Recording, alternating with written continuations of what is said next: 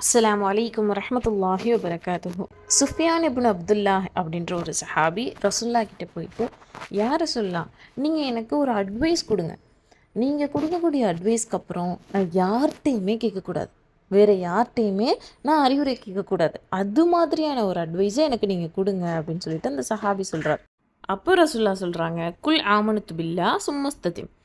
ஆமன்த்து பில்லான்னு சொல்லு, அல்லாஹுவை நம்பிக்கை கொண்டேன் அப்படின்னு சொல்லு, அதில் உறுதியாக நெல்லு அப்படின்னு சொல்லிட்டு ரசுல்லா சொல்கிறாங்க.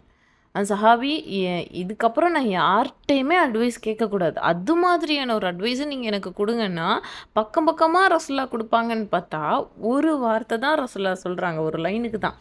அல்லாஹுவை நம்பிக்கை கொண்டேன்னு சொல்லு, அதில் நீ உறுதியாக நெல்லு அப்படின்ற ஒரு அழகாதிய வார்த்தையை தான் ரசுல்லா ஒரு அட்வைஸாக கொடுக்குறாங்க. இதுதான் நமக்குமான அட்வைஸ்.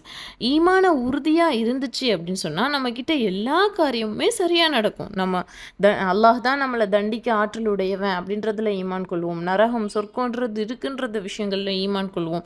நமக்கு எந்த நன்மை நடந்தாலும் சரி, எந்த தீமை நடந்தாலும் சரி, அது அல்லாஹுடைய புறத்திலிருந்து தான் நடக்குதுன்றதை ஈமான் கொள்வோம்.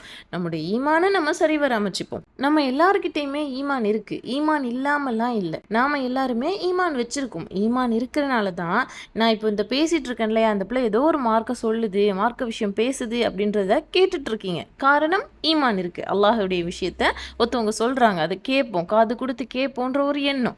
அப்போ நம்மக்கிட்ட ஈமான் இருக்குது, அப்படி தானே?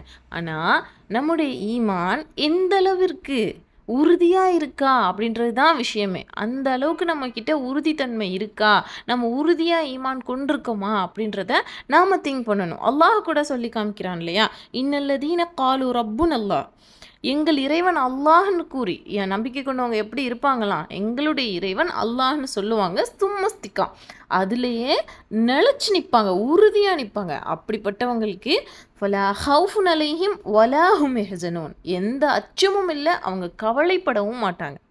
ஈமான் கொண்டவங்க எப்படி இருப்பாங்களாம், அவங்களுக்கு அல்லாஹுவை நம்புவாங்க, அதில் உறுதியாக நிற்பாங்க.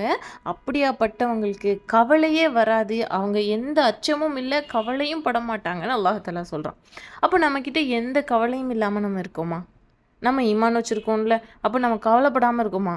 இல்லை. நமக்கு எந்த விஷயம் நடந்தாலும் கவலை வந்துடுது. அல்லாவே நம்ம அடுத்து என்ன பண்ணுவோம், இப்படி ஆயிடுச்சு, அல்ல நமக்கு எப்படி அது சரியாகும், இப்போ ஒரு மாதம் சம்பளம் போடல, நம்ம என்ன பண்ணுவோம், ஸ்கூல் ஃபீஸ் எப்படி அடைப்போம், வாடகை எப்படி கொடுப்போம், அப்படி பல விஷயத்தில் கவலைப்பட்டு அதுலேயே மூழ்கி போய் இருந்துடுறோம்.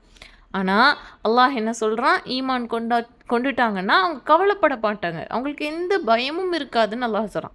அப்படியான சுச்சுவேஷனை நம்ம சந்தித்தோன்னா, ரிஸ்க் அளிக்கக்கூடியவன் அல்லாஹ், உணவளிக்கக்கூடியவன் அல்லாஹ். இந்த காரியத்தை அல்லாஹ்வே லேசாக்குவான்னு அல்லாஹ்வினுடைய புறத்திலேயே நம்பிக்கை வச்சு நம்முடைய ஈமானை அதிகப்படுத்திக்கணும். அந்த நேரத்தில் அல்லாஹ் நமக்கு அதிகம் உதவி செய்யக்கூடியவனாகவும் இருப்பான்.